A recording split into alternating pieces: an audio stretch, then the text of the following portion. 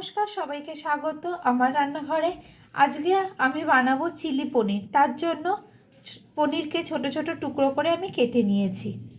প্রথমে পনিরটাকে একটু ভিনিগার আর নুন গোলমরিচ দিয়ে ভিজিয়ে রাখবো মিনিট 10-এর জন্য। দিয়ে দেব গোলমরিচের গুঁড়ো, দিয়ে দেব লবণ। এবার ভালো করে মেখে মিনিট 10-এর জন্য রেখে দেব। অন্যদিকে একটি পাত্রে আমি কর্নফ্লাওয়ার নিয়ে নিচ্ছি, রেড চিলি সস নিয়ে নিলাম, নিয়ে নিচ্ছি সয়া সস, দিয়ে দিচ্ছি কাশ্মীরি লঙ্কার গুঁড়ো, দিয়ে দেব লবণ, দিয়ে দিচ্ছি গোলমরিচের গুঁড়ো, দিয়ে দিচ্ছি ডিম।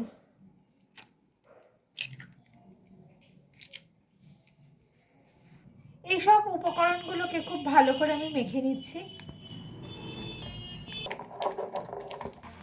আমি খুব ভালো করে কর্নফ্লাওয়ারটাকে ফাটিয়ে নিয়েছি। এরকম গাঢ় একটা মিশ্রণ তৈরি হবে। এবারে যে পনিরের টুকরোগুলো মাখিয়ে রেখেছিলাম সেগুলো দিয়ে দেব।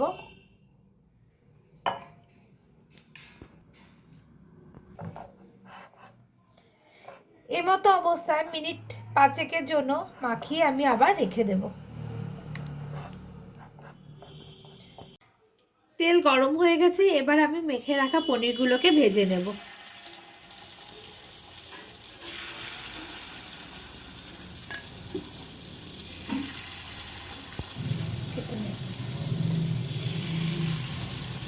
ভাজা হয়ে গেছে, এবার আমি তুলে রাখলাম। ওই একই তেলে ডুমো ডুমো করা কাটা পেঁয়াজ আর ক্যাপসিকাম,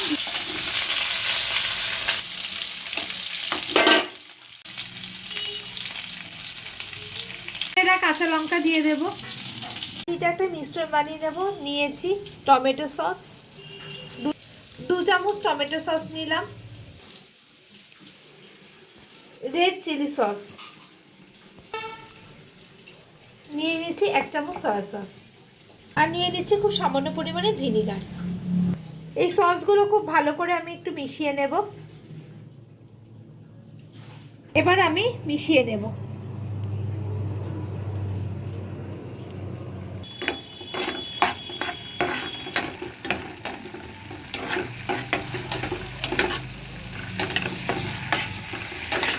দিয়ে দেব সামান্য পরিমাণে জল, দিয়ে দেব সামান্য পরিমাণে চিনি, দিয়ে দিচ্ছি সামান্য গোলমরিচের গুঁড়ো। ফুটে উঠেছে, এবার ভেজে রাখা পনিরগুলো দিয়ে দেব।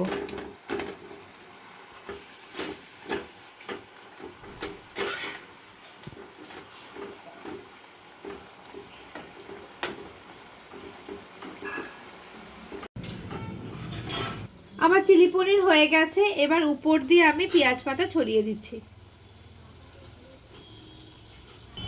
ডেকোরেশনের জন্য উপর দিয়ে এবার সাদা তিল ছড়িয়ে দিচ্ছি। আপনারা চাইলে এটা নাও দিতে পারেন। আমার চিলি পনির হয়ে গেছে, দেখুন দেখতে কত সুন্দর হয়েছে, খেতেও ঠিক ততটাই সুন্দর হবে। আশা করি আপনাদের সবাই খুব ভালো লাগবে। বাড়িতে অবশ্যই একবার ট্রাই করে দেখবেন।